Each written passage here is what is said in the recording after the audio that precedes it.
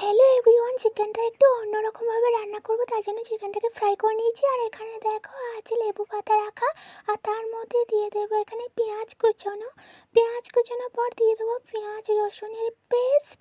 সেটা দিয়ে দেওয়ার পর এবার দিয়ে দেবো মশলা বাটা, জিরে বাটা, আদা বাটা দিয়ে দেবো, লাল রেড চিলি পাউডারের বাটা সেটা দিয়ে দেবো। তারপর ভালোভাবে ম্যারিনেশন করে একটা রেখে দেবো। আর ওইদিকে কড়াইয়ে আলুগুলোকে চিকেনের জন্য ভাজা হচ্ছে, আর এদিকে ম্যারিনেশন করা হয়ে গেছে। তারপর দেখো কড়াইয়ের মধ্যে একদম ঢেলে দিয়েছি। তারপর এবার শুধু নাড়াচাড়া করার পালা। নাড়াচাড়া করে ঢাকনা দিয়ে দিয়ে একদম যখন তেল ছেড়ে আসবে, দেখো তেল ছেড়ে এসছে, তখন কিন্তু পরিমাণ মতন জল দিতে হবে গরম। তাহলে রেডি কিন্তু লেবু পাতা দিয়ে চিকেন কারি।